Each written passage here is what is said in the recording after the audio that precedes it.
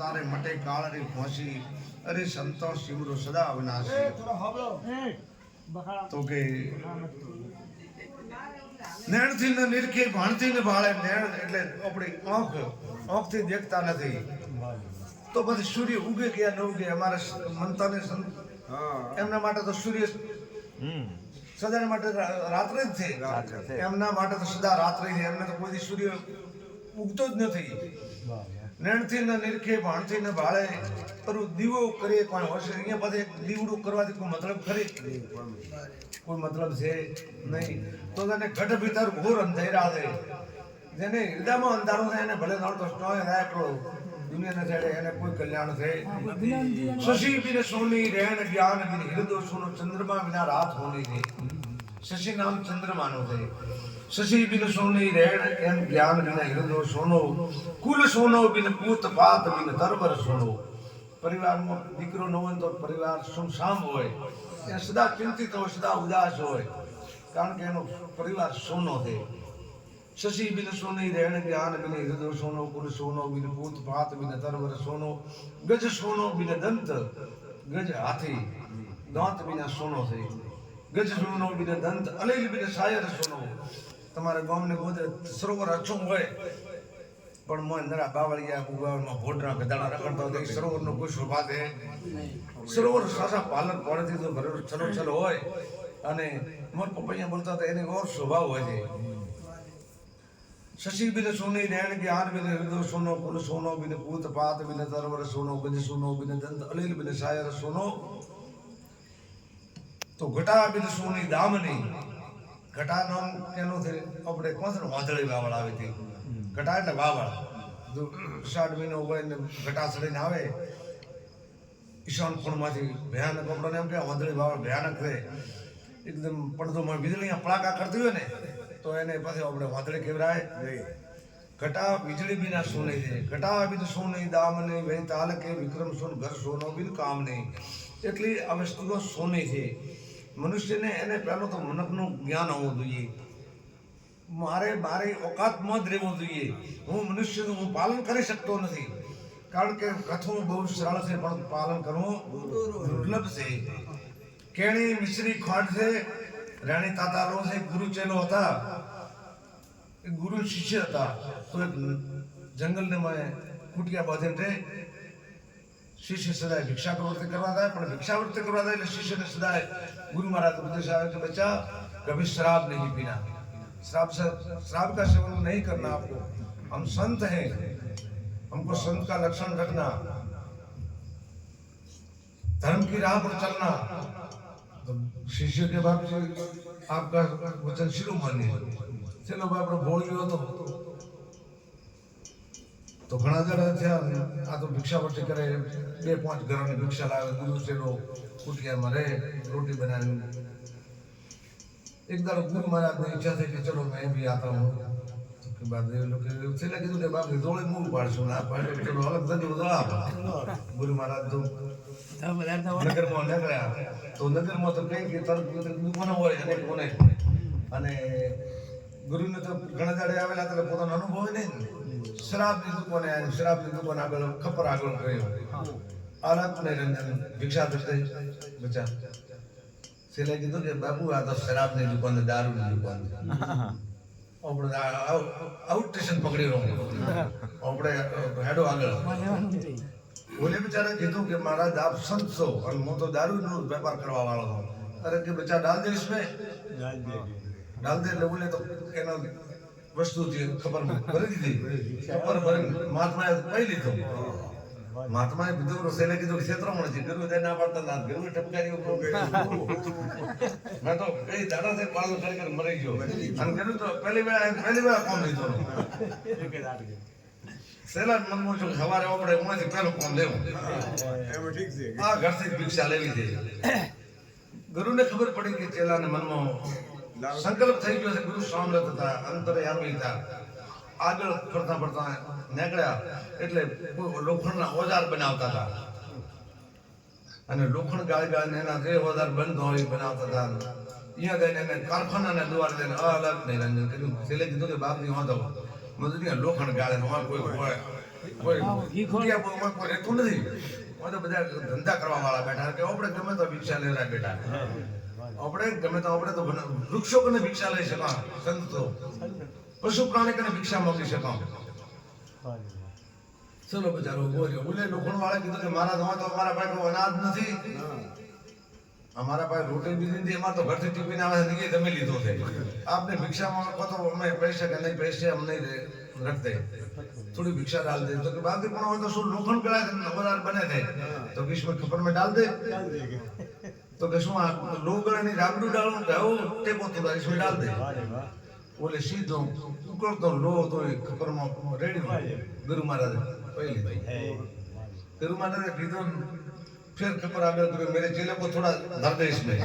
चले कीधुं के नाम लाते मारे नहीं नहीं तो बेटा थोड़ा ले ले, थोड़ा सा ले ले आप. तो कहना तो के लोग पीते हैं वो दारू पीते हैं, लोग पिए की दारू पिए दरेक નું કામ છે નહીં. આમાં દરેક નું કોઈ કે ભમોદે કરે છે મારે કોના નકલમાં અકલ હોતી નકલ કિસકી ન કરને, કોઈની નકલ કરવાથી કોઈ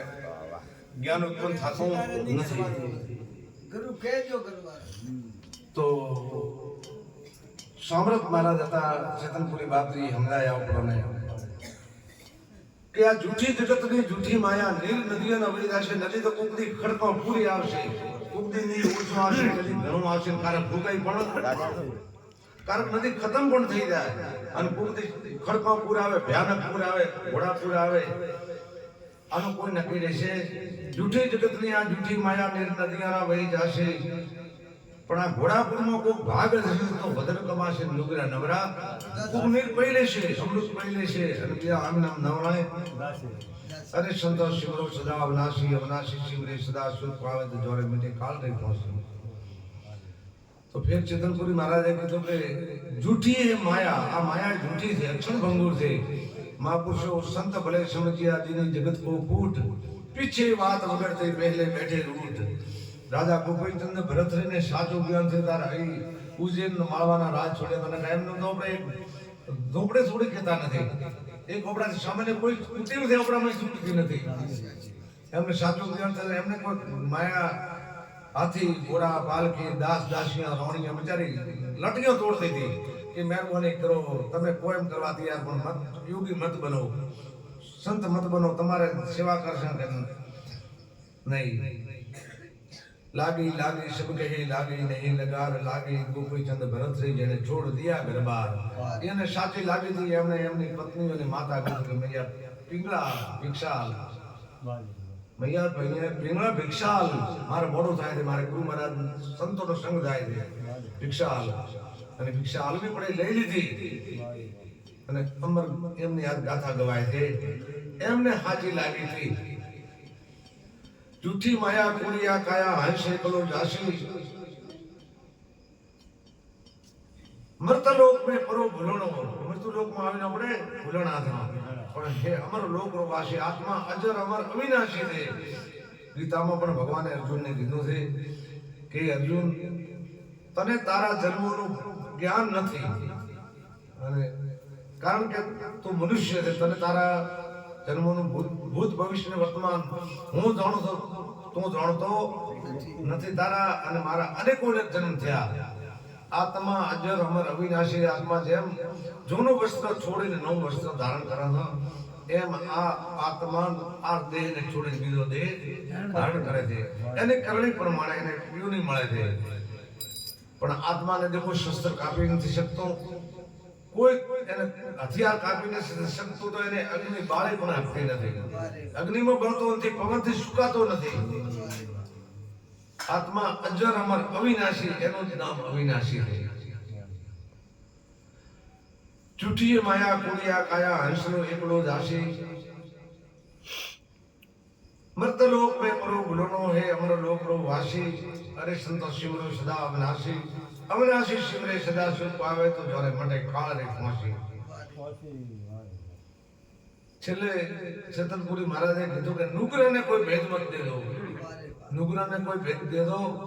એ મહાપુરુષ હતા પણ એમને કોઈ અંદર કોઈ દુર્ગુણ દેખાણા નુગરાને તો આપણે તો સર્વ તો ઓળખી નથી શકતા આપણે તો બધા તો ઓળખી શકતા ઘણા જણા ભેળા રહો ને એક બે વેળા ક્ષેત્રમાં થાય ને ખબર પડે કે આ તો લોકો મારા બધું ક્ષેત્ર છે એક બે વખત આપણે ક્ષેત્ર તાર ખબર પડે પહેલે સીધે સીધે તને ઓળખાણ થતી નથી નુગરાને કોઈ ભેદ મત દીધો ઉલટો દુગો દઈ જાશે ચેતનપુરી સતગુરુજીને ચરણે તો કોઈ વિરલા મુક્તિ પાશે કોક વિરલા કરોડોમાં કોક દરેક કોઈ મુક્તિને કોક સંત સરેલા નિર્વાણ કોક વિરલા તેના ઉપર ભગવાનની ગુરુ મહારાજની કૃપા એમની ગુરુની આ જન્મની કે જન્મોની કમાઈ એ પરમ પદને ભૂગે છે પરમાત્માને પદને ભૂગે છે પણ મનુષ્ય કમસે કમ પોતાનું આગળ ટકોણ તો ઠીક કરી શકે છે અરે ભાઈ નહીં હરદ્વારમાં હીર ખર્ચી હાથે લેજો થોડી ખર્ચી લેજો ભરપૂર થોડે અમરાપુર મેં રેણો થોડીક ખર્ચી આપણે તો ભજન ભલે જેટલો થાય એટલું ઈશ્વરનો બાકી ભગવાનની કૃપાથી તમારે કોઈ કાલી છે પરમાત્માનો જો સુકૃતને માર્ગે વાપરો ને એ જ આપણે કરી શકો પુણ્યથી જ કરવાનો છે મનુષ્ય જન્મને મળે પુણ્યથી તરી શકો છો પુણ્યથી મને સ્વર્ગ પ્રાપ્ત કરી શકે છે અને સ્વર્ગ આને કહેવાય છે આ સ્વર્ગ છે સ્વર્ગ આકાશમાં નથી પાતાળમાં નથી ઉત્તરમાં નથી દક્ષિણમાં નથી પૂર્વમાં નથી પશ્ચિમમાં નથી જે ઘરે સંપત્તિ છે સંપત્તિ એટલે લક્ષ્મી છે એને સંપત્તિ કહેવાય છે પૂરો પરિવાર હળી મળી જાય એને પણ સંપત્તિ કહેવાય છે તમારી પાસે 2 રૂપિયાની પૂંજી છે એને પણ સંપત્તિ કહેવાય છે પૂરો પરિવાર એક મન થઈ અને કોઈ કાર્ય કરે છે હળી મળી રહે છે આનંદથી જીવન જીવે છે એને સંપત્તિ કહેવાય છે એ જ સ્વર્ગ થઈ એ જ સ્વર્ગ છે દૂધ ઘીની નદીઓ છે આનંદ છે વાહ વાહ છે બહુ આવકાર મળે છે એ સ્વર્ગ છે અને રોડ રસ્તા ઉપર પડ્યા છે પહેરવા કપડો નથી ખાવા અનાજ મળતું નથી એવા ઘર નથી ઠંડી તડકે વરસાદથી ભીંજાય છે દુઃખી થાય છે એ નરકે આપના છે નરક ને સ્વર્ગ આ ધરતી ઉપર જ છે દૂર છે આ ધરતી ઉપર જ છે કોઈ દૂર પૂછતા હો તો દૂર નરક સ્વર્ગ છે નહીં આ ધરતી ઉપર જ છે પણ મનુષ્યને ખબર પડતી નથી આપણે કઈ દુઃખી જીવોને જોવો છો ને એનું કારણ એની કમાઈ એ નરક યાતના જ ભોગવી રહ્યો છે અને અમુક દેખો એક રાજા હતા એટલે રાજાકાર બને તપ કરવાથી રાજા બને સુકૃત કરવાથી પુણ્ય કરવાથી રાજા બને તો રાજાને બારે હરવા ફરવા હાથી ઘોડા રથ પાલખી બારે જાવું તો રથ જોડે ઘોડા જોડે હાથી અને કદાચ આ બેલાતે જાવું તો પાલખી 4 જણા ઉપાડીને પાછા વળી અહીંયા બિહારે અહીંયા એ 2 દાસીઓ હતી રાજાની બહુ જ્ઞાની હતી દાસીઓ હજાર જોવે કે આ રાજા હાથી ઘોડા ઉપર ફરે થોડાક પછી 2 ઉતરો હમણાંથી આગા પાછા કરે તો પાલખી બિહારી ઉપાડીને બાપડા બીજા લઈ જાય અને પછી પાછા પગ દબાવે એટલે આ થાક લાગ્યો છે શેનો આને થાક છે શેનો તમે પૂરો દાડો હેડ બટબટ ગાડી લઈને તમે અમદાવાદ જઈને આવ્યા તો તમે તો પૂરો હેડ્યા દોડી છે ગાડી તમે તો મોટો ગેર પાડ્યા છે સ્ટેડિયમ હેડ્યો બીજું કર્યું છો કાયા કંચા શણે પીછા કાયા ઓલે દાદડો દુવાર વાડી બાદરીના ભારા પડ્યા કાયો તો ઈચ્છો કેવરાય ખોડા વાળ્યા ઈ કાયો છો કેવરાય કે મને થાક લાગે એટલે એક દાડો એક બાઈએ એને બહેનપણીને કીધું કે સુખ પાલા ચડ્યા વહે તુરી ખેલાવત અગ સુખ પાલા ચડ્યા વહે તુરી ખેલાવત અગ મો થને પૂછો સખિયા ક્યો દબાવત પગ મો તને પૂછો તો આ પગ કેમ દબાવે છે તો બીજી એની સહેલી હતી જ્ઞાની હતી જ્ઞાન રૂપી એને બોધ આલ્યો કે વનવાસો નિવાસ ગયા શેહા તાપને ભાવ એમણે વનવાસમાં નિવાસ કરેલો છે જંગલોમાં વનવાસો નિવાસ ગયા શેહા તાપને ભાવ એમણે તાપ વાયરો તડકો ઇન્દ્ર ઠંડી એ બધું સહન કર્યું છે વનવાસો નિવાસ ગયા શેહા તાપને ભાવ પૂર્વ જન્મ કા થાકલા તો યો દબાવત ભાવ એ બેન આને પૂર્વ જન્મનો થાકલો છે આ જન્મનો થાકલો છે એને આ કમાઈ પૂર્વમાં કરેલી છે પૂર્વ જન્મનો થાકલો હવે ઉતારે છે નકા થાક તો બોલ્યા ઉપાડીને ફરે એમ ન કરે કે એ નથી કોને કે અમારા પગદા પગદા તો ઈ છે બાપડા હાચા પણ એને પૂર્વ જન્મનો થાકલો છે એટલે પૂર્વની કમાઈ આ જન્મની કમાઈ અને ઘણા પુણ્યની ઘણા જન્મોની કમાઈ અંતે પરમ પદને પૂગે છે મનુષ્ય અર્જુને ભગવાનને પૂછ્યું તો કે હે પ્રભુ આપણે ભક્તિ કરતો જીવ નષ્ટ થઈ જાય તો એની કરેલી ભક્તિ નષ્ટ થઈ જાય કોઈ મનુષ્ય જન્મ આવ્યો એને થોડું ઘણું નામ લેવું નાની ઉંમરમાં કદાચ કે ના મારા પ્રત્યે જેનો લગાવ છે મારામાં ભાવ છે એ જીવે થોડા ઘણો મારામાં ચિત્ત રાખ્યું એ એનું પુણ્ય હું એને બીજા જન્મમાં આલું બીજા જન્મમાં થોડી ભક્તિ વિશેષ કરે વળી એનાથી ત્રીજા જન્મમાં એને એમ ઘણા જન્મોનું પુણ્ય સંચય કરીને અંતે મારા સુધી પહોંચી શકે છે તમે એક મકાન કરવું છે દાખલા તરીકે 25 લાખ રૂપિયાનો ખર્ચો કરવો છે તો આપણે કમાઈ વર્ષના બજેટ છે 2 લાખ રૂપિયા મકાનનું એસ્ટિમેટ છે પછી 3 લાખનો આપણે વર્ષને છેડે અંતે એસ્ટિમેટ સર્વૈયું કાઢતા કુલ ખર્ચા બાદ કરતા 2 લાખની બચત થાય છે તો પછી 3 લાખનું તો કઈ રીતે પૂરું પાડવું પણ તમે 10 વર્ષ એ બચત કરો એટલે તમારું મકાન ખડું એમ આ જીવ ઘણા જન્મોનું પુણ્ય સંચય કરીને અંતે પરમ પદને મોક્ષને પ્રાપ્ત કરી શકે તેમ ગીતાનો પુરાવો છે સીધા એક જન્મમાં કે મહાત્મા ધ્રુવ ને પ્રહલાદ છોટી બાલા અવસ્થામાં તો જ્ઞાન પ્રાપ્ત કરીને પરમ પદને પૂગે એટલે શું થોડા 3 વર્ષમાં ભગવાન મળી જતા ધ્રુવજી મહારાજને એમ જ્ઞાન થયું સુખદેવ મુનિને મળ્યા કે પ્રભુ શું કરો છો તો કે પરમાત્માને મેળવવા યોગ સાધના કરો છો પછી યોગ સાધના કેટલા દડા કરશો તમે તો બધું નથી મારા દાદા એડી ના થો તમે તો મારા દાદા એડી ના થો તો કે પણ શું કરું કઈ દાડાથી કરું પણ ભગવાન મને કોઈ પ્રાપ્તિ થતી કે બાપજી તમે તો વાત કરો જેવી હું તો 10-12 વર્ષનો તો નતો ભગવાન ભગવત પ્રાપ્તિ થઈ ગઈ ધ્રુવજી મહારાજે કીધું કે પ્રભુ હું તો 10-12 વર્ષની ઉંમરમાં કારણ કે મારી માતાએ મને ઠોકર મારી હતી મારા પિતાના ખોળામાં બેવા દીધું કે તારે તારા પિતાના ખોળામાં બધું બેસવું હોય તો મારે પેટ જન્મ લેવો બરાબર પછી હું મારી જનેતાને કને જો મારી ઓરમાં મને માર્યો એટલે હું મારી જન્મદાતા કને જતા મારી માતાએ એમ કીધું કે બેટા તારા પિતાને ખોળામાં બેસવું તારે ભગવાનને પ્યારા થવા પડે ભગવાનને રાધી કરવા પડે તો મેં માને પૂછ્યું ભગવાન રાધી તો કે તારે જંગલમાં જવું પડે તપસ્યા કરવી પડે આવું મને ઉપદેશ કર્યો એટલે હું જંગલમાં જતો રહ્યો માં પછી તો ઘણી દુઃખી છે કે આને આવું ન કહેવાય ઘણો મને વાર્યો કે તારા દાદા તું નાનો છે મોટો થઈને કરી દે પણ મેં એ ટાઈમે નક્કી નિર્ધાર કર્યો હું જીવન મન તો 10-12 વર્ષની ઉંમર પરમાત્મા મળ્યા હતા તમને ન મળ્યા કે ના મને સુખદેવ મુનિએ કીધું ન મળ્યા મહાપુરુષ હતો એને કીધું કે આને મારા સાચું જ્ઞાન કરાવવું પડશે એટલે અહીંયાથી જંગલમાં નીકળ્યા ધ્રુવજી મહારાજ ગેડો ઘૂમતા આવો સુખદેવ તો મહાપુરુષ હતો એને તો જ્ઞાન પ્રાપ્ત એની માતાના ઉદરમાં થયેલું હતું આગળ જાતો એક સુમસામ ધોણી આવી પ્રાચીન પુરાણી અને અવાવડું લાગે કે મને હું ખૂબ પહેલા તો ખૂબ સંત રહેલા છે ભણન ધોણી અને બીજી હું કે સુખદેવ મુનિ હોય તમે તો ઘેડા તો હોય કદી હેડતા કે હોય એક મહાત્મા હોય એક વ્યુ ઊંધી તપસ્યા કરી હતી પોતાની ઊંધી તપસ્યા હતી આ વૃક્ષને ડાળે પગ બાંધી અને ઊંધી તપસ્યા કરતી ભજન કર્યું હતું 12 વર્ષ કેચમ કર્યું હતું કે ભગવત પ્રાપ્તિ કરવા માટે તો 12 વર્ષ મુદાલત કર્યા તો ભગવાન ન મળ્યા કે ના ન મળ્યા એ દેશ છૂટ્યો અરે રોમ રોમ બાપરાને કહે એમ કરી થોડા આગળ જાય એટલે એને યોગ સાધનાથી ઋષિ આગળ બીજું ધોણો તૈયાર કર્યો કે બાપજી હોય તો બીજો એક કોક ધોણો આવ્યો તો કઈ સંતો થયેલા હોય એક મહાત્મા હોય તપ કરી તું મેં જોયા કે ચમચમ કે ઊભી તપસ્યા કરી હતી એક યુગ ઊભી તપસ્યા કરી 12 વર્ષ અહીંયા ચમ કર્યું શું ઈચ્છા હતી તો કે એમને ભગવાનને મળવું હતું પછી ભગવાન ન મળ્યા કે ના ન મળ્યા દેહ શરીર પડી ગયું એમ કરતા કરતા 2-4 ધોણા બતાયા કોઈ પોતે અગ્નિ તપસ્યાની બતાવી કે આ ધોણી ઉપર મહાત્માએ અગ્નિ તપસ્યા કરતી ઓળો અગ્નિ જળાવી અને વસમાં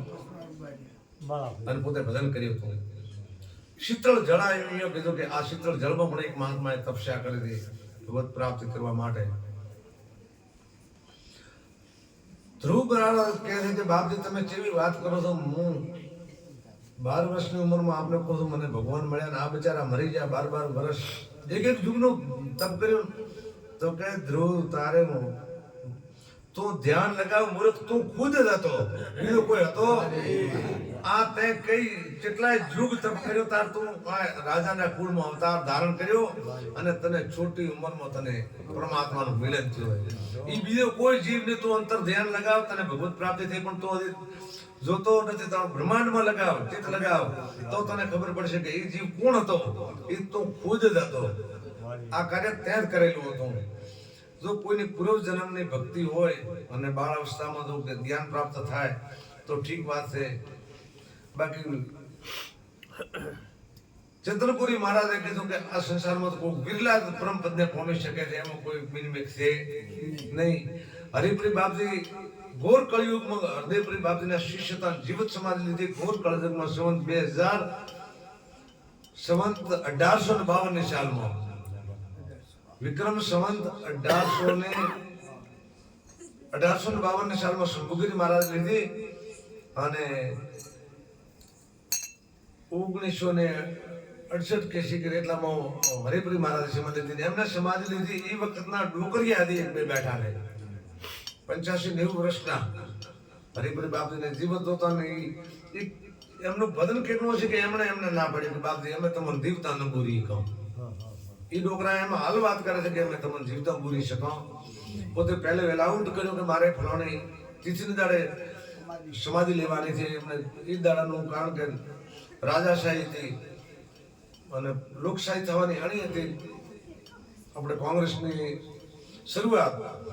એ ટાઈમે કે બાપજી તમે મહેરબાની કરો, અમે તમને જે રીતે સમાધિ જીવતા પૂરો.